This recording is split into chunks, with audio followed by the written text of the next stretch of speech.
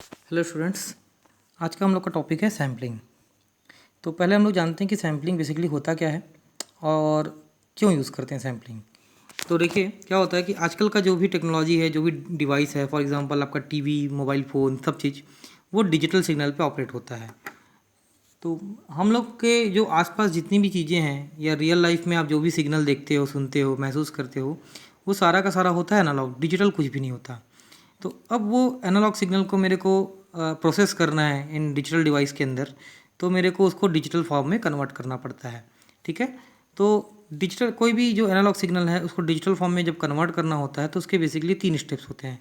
पहला होता है सैम्पलिंग, दूसरा होता है क्वांटाइजेशन, तीसरा होता है इनकोडिंग। ठीक है, उसमें से जो हमारा टॉपिक है वो है सैम्पलिंग। क्वांटाइजेशन और इनकोडिंग हमको बाद में पढ़ना है। तो जब एनालॉग सिग्नल को one by one in steps से मैं पास करता हूँ तो फाइनली मेरे को आउटपुट में मिलता है डिजिटल सिग्नल। तो थोड़ा सा बस इंट्रोडक्शन देखते हैं कि ये तीनों होते क्या हैं। तो सैम्पलिंग बेसिकली क्या करता है, सैम्पलिंग सबसे पहले एनालॉग सिग्नल को डिस्क्रीट टाइम सिग्नल में कन्वर्ट करता है, ना कि डिजिटल में।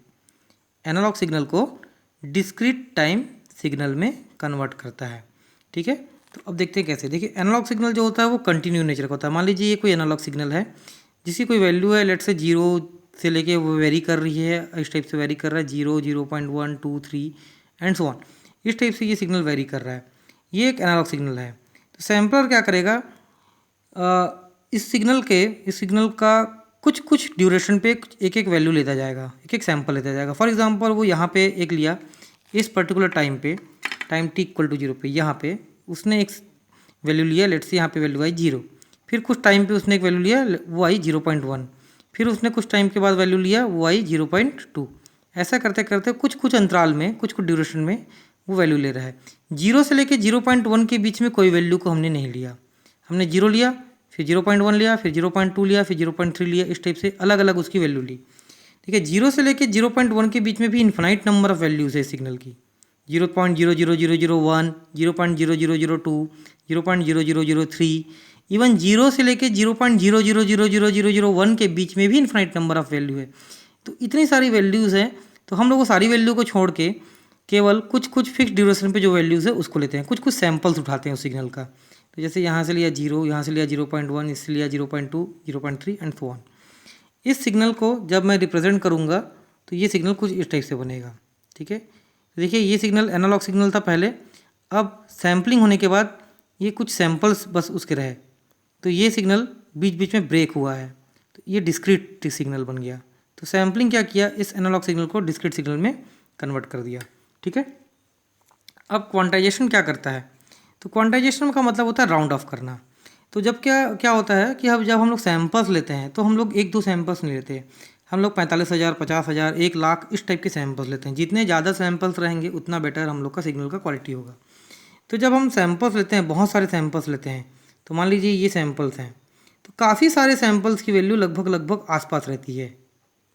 जैसे कि ये सैंपल्स हैं, इसमें आप देख सकते हो कि ये इतने सारे सैंपल्स अगर मैं ले रहा हूँ तो ये सब सैंपल्स की वैल्यू, बहुत सारे सैंपल्स की वैल्यू बहुत क्लोज रहती है। तो देखिए जो जो सैंपल्स की वैल्यू नियर अबाउट एक समान रहती है, तो क्वांटाइजर या जो क्वांटाइजेशन करने वाला जो डिवाइस है, इसको हम लोग बोलते हैं क्वांटाइजर। तो क्वांटाइजर क्या करता है, जो सेम सेम वैल्यू रहती है, जो लगभग लगभग आसपास की वैल्यू रहती है, उनको एक लेवल प्रोवाइड कर देता है। फॉर एग्जांपल लेट से यहाँ की ये सैंपल्स की वैल्यू 1 है, किसी की वैल्यू 1.1 है, किसी की 1.2 है, किसी की 1.5 है, किसी की 0.5 है। तो 0.5 से लेकर 1.5 तक की जितनी भी वैल्यूज़ आई, जितनी भी सैंपल था, उसको उसने एक लेवल दे दिया 1। उसी टाइप से 1.5 से 2.5 तक भी जितनी भी सैंपल्स आ रहे हैं उनको एक लेवल दे दिया 2।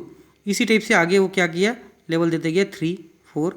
तो क्या कर रहा है कि बहुत सारे सैंपल्स हो जाते हैं, काफ़ी सारा सैंपल्स हो जाता है, बहुत सारी डेटा हो जाती है, उन सब को जो जो क्लोज एक समान वाली वैल्यू वाली जो सैंपल्स रहते हैं उनको वो एक लेवल प्रोवाइड कर देता है। इस टाइप से जो हम लोग का क्वांटाइजर का आउटपुट रहता है वो कुछ इस टाइप से आता है, स्टेयर केस आउटपुट बोलते हैं। ठीक है, तो इसमें कुछ फिक्स लेवल रहते हैं। देखो इसमें सैम्पलर जो सैंपल करने के बाद, किसी एनालॉग सिग्नल को सैम्पलिंग करने के बाद उसमें बहुत सारे सैंपल्स आते हैं, उनकी बहुत सारी एम्पलीट्यूड रहती है, 1 रहेगी, 1.1, 1.2, 1.3, ऐसा ऐसा करके काफ़ी सारा सैंपल्स रहता है उसके अंदर। तो क्वांटाइजर क्या करता है, उस चीज़ को और ईजी करता है और जितने आसपास के सैंपल रहते हैं उनको एक पर्टिकुलर लेवल प्रोवाइड कर देता है। अब इसमें जो वैल्यूज़ हैं वो काफ़ी कम हो जाती है, जो लेवल्स हैं काफ़ी कम हो जाते हैं। अब इसमें एक वैल्यू आई 1, दूसरी आई 2, तीसरी आई 3, इस टाइप से, ठीक है। और इसी टाइप से आगे 4, 5 एंड सो ऑन। तो ये होता है क्वांटाइजर। देन थर्ड आता है इनकोडर। क्वांटाइजेशन के बाद जो प्रोसेस होता है वो होता है इनकोडिंग। तो जब हमने यहाँ पे लेवल प्रोवाइड किया 1, 2, 3 इस टाइप से अलग अलग जो सैंपल्स थे उनको अलग अलग लेवल प्रोवाइड कर दिया। जैसे कि 0.5 से लेकर 1.5 तक के जितने सैंपल वैल्यू थी उनको हमने 1 दे दिया वैल्यू। 2.5 से 1.5 से 2.5 की तक की वैल्यू को सब हमने 2 कर दिया। उसी टाइप से 2.5 से 3.5 के बीच की जितनी वैल्यू थी उसको हमने 3 घोषित कर दिया।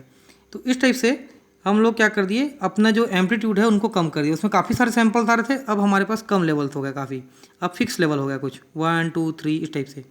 अब जो ये फिक्स लेवल हो गए, इन लेवल को हम लोग कोड कर देते हैं। जैसे 1 को मैं बोल दिया 001, 2 को मैं कोड दे दिया 010, 3 को मैं कोड दे दिया 011, ठीक है। तो अल्टीमेटली ये सिग्नल बाइनरी सिग्नल में कन्वर्ट हो गया, ठीक है। तो एनकोडर का जो आउटपुट रहता है, एनकोडर क्वांटाइजर का इनपुट लेता है, क्वांटाइजर का जो आउटपुट रहता है उसको एज इनपुट लेता है एनकोडर, और जो क्वांटाइजर एनकोडर का जो आउटपुट रहता है वो कोडेड फॉर्म में रहता है। तो ये एनकोडर का आउटपुट रहेगा। तो फाइनली एनालॉग सिग्नल को सबसे पहले हम लोग डिस्क्रीट फॉर्म सिग्नल में कन्वर्ट करते हैं। इस डिस्क्रीट सिग्नल को हम लोग स्टेयर के सिग्नल में कन्वर्ट करते हैं थ्रू क्वांटाइजेशन, राउंड ऑफ करते हैं।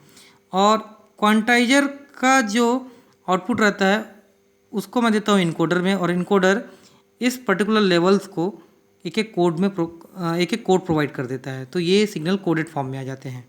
तो फाइनली इनकोडर का जो आउटपुट रहता है वो डिजिटल रहता है। तो हम लोग को फोकस करना है सैम्पलिंग के ऊपर। तो बेसिकली सैम्पलिंग क्या होता है, ठीक है। सैम्पलिंग मैंने अभी बताया कि कोई एनालॉग सिग्नल है, उस एनालॉग सिग्नल को डिस्क्रीट फॉर्म में कन्वर्ट करने के लिए हम लोग सैम्पलिंग यूज़ करते हैं। तो मान लीजिए ये कोई एनालॉग सिग्नल है जो कि 0 से लेकर 0.3 तक वेरी कर रहा है, और इधर -0.3 तक नीचे वेरी कर रहा है। तो ये सिग्नल 0 से 0.3 इस टाइप से, -0.3, 0.3 इस टाइप से सिग्नल वेरी कर रहा है। तो इस सिग्नल को मैं पूरा वैल्यू ना लेके कुछ कुछ ड्यूरेशन में इसके सैंपल्स ले लेता हूँ। जैसे यहाँ पे एक ले लिया, टाइम टिक्वल टू 0 पे एक वैल्यू ले लिया, टाइम टिक्वल टू इस पर्टिकुलर टाइम पे लेट से यहाँ पे एक वैल्यू ले लिया, लेट से इसको मैं बोल रहा हूँ TS, यहाँ पे एक वैल्यू ले लिया 0.1, फिर कुछ दूरी पे फिर एक वैल्यू ले लिया 0.2, फिर कुछ ड्यूरेशन के बाद कुछ एक वैल्यू ले लिया 0.3। तो हर कुछ मिली सेकंड के बाद मैं एक एक सैंपल लेते जा रहा हूँ। तो बिटवीन 0 एंड 0.1 मैं कोई वैल्यू नहीं लिया। 0 के बाद सीधा वैल्यू लिया मैं क्या 0.1, 0.1 के बाद सीधा वैल्यू लिया 0.2। इस टाइप से कुछ वोल्टेज में लेते गया, कुछ कुछ सैंपल्स लेते गया। और अब देखिए मैंने क्या क्या वैल्यू लिया, टाइम टिक्वल टू 0 पे 0 वैल्यू थी इसकी, फिर 0.1। तो ये जो सिग्नल था अब वो डिस्क्रीट फॉर्म सिग्नल में कन्वर्ट हो गया। ये देखिए ये जो सिग्नल है ये डिस्क्रीट फॉर्म सिग्नल में कन्वर्ट हो गया। इसको सबसे अच्छा एग्जांपल आप ऐसा समझ लीजिए कि मान लीजिए आपको टेम्परेचर मेजरमेंट करना है। तो टेम्परेचर मेजरमेंट आप दो टाइप से कर सकते हो, एक एनालॉग फॉर्म में मेजर कर सकते हो और एक डिस्क्रीट फॉर्म में। तो एनालॉग फॉर्म में कैसे, मान लीजिए आज सुबह 7 बजे से लेके अगले दिन के सुबह 7 बजे तक, यानी कि 24 घंटे का टेम्परेचर आपको मेजर करना है, ठीक है। आप क्या करते हो, आप बैठ जाते हो टेम्परेचर मेजर करने, और हर एक टाइम इंस्टेंट पे, जो कि आपके लिए पॉसिबल नहीं वैसे, हर एक टाइम इंस्टेंट पे टेम्परेचर मेजर करते हो। जैसे 7 बजे का टेम्परेचर नोट किया आपने, 7:00:000001 माइक्रो सेकेंड का जो टेम्परेचर था वो मेज़र किया। इसी टाइप से हर एक टाइम इंस्टेंट पे आप एक एक टेम्परेचर मेज़र करते जाते हो और उसका प्लॉट करते जाते हो। तो सुबह 7 बजे से अगले दिन की सुबह 7 बजे तक आप हर पॉइंट पे, हर टाइम पे आपने टेम्परेचर को मेजर किया। तो आप एक ग्राफ क्रिएट किया ऐसा। मान लेते हैं सुबह जो टेम्परेचर था वो 36 आपका लेट से 24 डिग्री था, फिर बहुत देर तक वो 24 डिग्री मेंटेन रहा, फिर उसके बाद वो थोड़ा सा बढ़ा, 25 डिग्री हुआ, 26 हुआ, ऐसे करते करते वो 12 बजे तक पहुँचते पहुँचते वो टेम्परेचर आपका 48 डिग्री पहुँच गया। फिर वहाँ से वो कम होना चालू हुआ। इस टाइप से आपका एक कुछ ग्राफ बन गया टेम्परेचर का। तो ये सुबह 7 बजे से लेके अगले दिन की सुबह 7 बजे तक का टेम्परेचर का वेरिएशन आपने नोट कर दिया। ये एक तरीका हुआ जिसमें आप पूरे 24 घंटे लगातार वहाँ बैठे रहे और हर एक वैल्यू को लिया। तो बहुत ज़्यादा वैल्यू आपको लेनी पड़ी होगी। 7 बजे 7 बज के मान लेते हैं 0.00001 मिनट, इस टाइप से हर एक पॉइंट पे आपने वैल्यू लिया। दूसरा तरीका ये हो सकता है कि आप 7 बजे टेम्परेचर मेजर करो, ठीक है। तो हमने 7 बजे टेम्परेचर मेजर किया, लेट से 7 बजे जो टेम्परेचर था वो 24 डिग्री था। फिर उसके बाद 7:30 बजे टेम्परेचर मेजर किया, तो 7:30 बजे वो टेम्परेचर लेट से अभी भी 24 डिग्री सेंटीग्रेड है। उसके बाद 8 बजे टेम्परेचर मेजर किया, 25 डिग्री हो गया, ठीक है। उसके बाद से इसी टाइप से हर आधे आधे घंटे में हम लोग को टेम्परेचर को मेजर करते रहे, तो आपको कुछ वेरिएशन दिखा टेम्परेचर का। यहाँ पे मैं इसको प्लॉट करता हूँ, ठीक है। ये 7 बजे एक टेम्परेचर मेजर किया, 7:30 बजे एक टेम्परेचर मेजर किया, 8 बजे एक टेम्परेचर मेजर किया, इसी टाइप से आगे बढ़ते गए। 12 बजे एक टेम्परेचर आया आपका बहुत ज़्यादा, उसके बाद फिर 1 बजे, 12:30 बजे आपने टेम्परेचर मेजर किया, इसलिए हर आधे आधे घंटे में आपने टेम्परेचर मेजर किया। तो आपको अंदाज़ा हो गया कि टेम्परेचर का वेरिएशन किस टाइप का है, ठीक है। आपको पूरा 24 घंटा नहीं बैठना पड़ा, आपको इसी से अंदाज़ा हो गया कि टेम्परेचर का वेरिएशन कितना है। आपने इतने सारा डेटा सैंपल ले लिए, तो सैंपल का बेसिक मतलब होता है कुछ डेटा को लेना, ठीक है, एक ड्यूरेशन के अंदर कुछ नंबर ऑफ डेटा को लेना। आप लोगों को न्यूज़ चैनल देखा होगा, जब इलेक्शन होता है तो वो सर्वे करते हैं, सर्वे करने के बाद वो जाके लोगों से पूछते हैं कि भाई आपने किसको वोट दिया, तो वो बताते हैं। और फिर वो एग्जिट पोल करते हैं, जिसमें वो बताते हैं कि हमने इतने लोगों का सर्वे किया, इतने लोगों का सैंपल लिया, और ये वाली पार्टी को मतलब अभी जीतने का चांस ज़्यादा है। तो वो प्रिडिक्शन करते हैं कि ये वाली पार्टी जीतने वाली है। तो वो नंबर ऑफ़ सैंपल जितने ज़्यादा लेंगे उतना ज़्यादा वो क्लोज पहुँचेंगे, उतना ज़्यादा वो अंदाज़ा लगाएंगे कि ज़्यादा क्लोज उनका जो अंदाज़ा रहेगा वो ज़्यादा क्लोज रहेगा कि ये पर्टिकुलर पार्टी जीतने वाली है। तो वहाँ भी वो क्या करते हैं, वो सैंपल लेते हैं, हर एक आदमी को जा के नहीं पूछते, वो कुछ group of number of peoples को पूछते हैं कि आपने किसको वोट दिया, ठीक है। तो जितने ज़्यादा वो सैंपल्स लेंगे उतना बेटर वो आपका रिस्पॉन्स वो देते हैं। तो अब यहाँ पे क्वेश्चन आता है कि कितने सैंपल्स हमको लेने चाहिए। तो हमको इतने सैंपल्स लेने चाहिए कि जो सिग्नल है वो आपका एक्यूरेटली रिप्रेजेंट हो जाए। अब ये टेम्परेचर वाला एग्जांपल फिर से देखते हैं। अभी मैं हर आधे घंटे में एक टेम्परेचर का सैंपल ले रहा था। 7 बजे टेम्परेचर मेजर किया, 7:30 बजे किया, 8 बजे किया, 8:30 बजे किया, इस टाइप से हर आधे आधे घंटे में टेम्परेचर मेजर कर रहा था। तो मेरे को एक ठीक ठाक सा रिस्पॉन्स मिल गया यहाँ पे, और मैं अंदाज़ा लगा पाया कि टेम्परेचर का वेरिएशन कैसे हुआ है। अगर इसी की जगह पे मैं केवल 2 ही सैंपल लेता, सुबह 7 बजे एक सैंपल लेता, शाम के 7 बजे एक सैंपल लेता, अगले दिन सुबह 7 बजे सैंपल लेता, तो मेरे को 3 डाटा मिलता। सुबह 7 बजे मान लो 24 डिग्री सेंटीग्रेड मिल गया, शाम के 7 बजे फिर से 24 डिग्री सेंटीग्रेड मिल गया, और अगले दिन सुबह 7 बजे फिर से 24 डिग्री सेंटीग्रेड मिल गया। तो इससे मेरे को एक गलत इन्फॉर्मेशन मिलती। मैं ये बोलता कि दिन भर जो टेम्परेचर रहता है यहाँ का वो 24 डिग्री सेंटीग्रेड ही रहता है, जबकि ऐसा नहीं है, टेम्परेचर बढ़ता है फिर कम होता है। तो वेरिएशन आया है टेम्परेचर में, ठीक है, इस टाइप का वेरिएशन आया है। तो मैं बिल्कुल ही गलत डेटा देता यहाँ पे, ठीक है। इसी टाइप से मान लो आप सर्वे करते हो, न्यूज़ चैनल वाले हो, और आप केवल 5 लोगों से पूछते हो एक शहर में जाके कि किसको वोट दिया, वो पाँचों के पाँचों ने कांग्रेस को वोट दिया है, ठीक है। अब पता चलता है रिजल्ट में कांग्रेस को केवल 5 ही वोट मिले हैं, बाकी पार्टी जीत गई दूसरी वाली बहुत ज़्यादा वोट से। तो आपने फिर क्या किया, गलत सर्वे कर लिया, बहुत कम लोगों से पूछा, नंबर ऑफ सैंपल्स आपने काफ़ी कम लिए।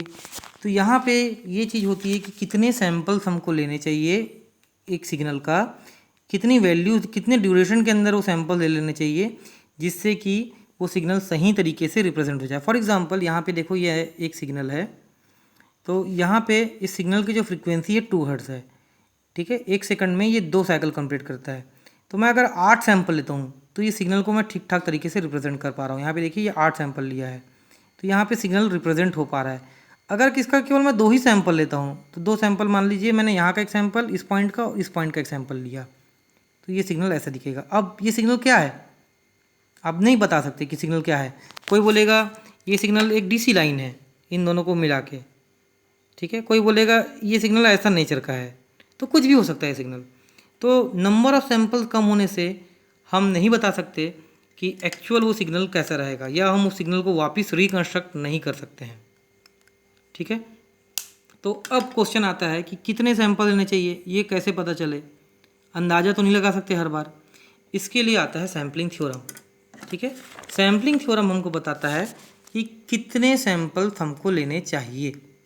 तो सैम्पलिंग थ्योरम ये बोलता है कि कोई एक continuous time band limited signal मतलब इस टाइप का सिग्नल जिसकी एक फ्रीक्वेंसी हो, फिक्स फ्रीक्वेंसी हो, उससे ज़्यादा उसके पास कोई फ्रीक्वेंसी ना हो, ठीक है। फॉर एग्जांपल मैं बोल रहा हूँ कोई सिग्नल 5 हर्ट्ज़ का है, तो 5 हर्ट्ज़ की ज़्यादा से ऊपर का फ्रीक्वेंसी उसके में नहीं होगा। तो एक कंटिन्यूस टाइम बैंड लिमिटेड, कोई continuous time band limited signal can be represented in its sample and can be recovered back when the sampling frequency fs is greater than or equal to twice the higher frequency component of the message signal। ठीक है, ये sampling theorem है जो हमको बताता है कि कोई भी continuous time band limited signal उसको हम लोग उसके सैम्पल्स के फॉर्म में रिप्रेजेंट कर सकते हैं या डिस्क्रीट फॉर्म में रिप्रेजेंट कर सकते हैं और वापस उस सिग्नल को रिकवर कर सकते हैं सैम्पल से यदि नंबर ऑफ सैम्पल्स, कितने सैम्पल्स लेना है, number of sample is greater than और equal to twice the higher frequency component of message signal. ठीक है, तो मान लीजिए किसी सिग्नल की फ्रीक्वेंसी FM है तो मेरे को टोटल सैम्पल कितने लेने पड़ेंगे, 2 FM या उससे ज़्यादा। मान लीजिए किसी सिग्नल की फ्रीक्वेंसी 2 हर्ट्ज़ है तो मेरे को टोटल नंबर ऑफ सैम्पल्स कितने लेने पड़ेंगे, 4 हर्ट्ज़ या उससे ज़्यादा। ठीक है, तो ये थ्योरम हमको बताता है कि टोटल कितने सैम्पल्स हमको लेने हैं।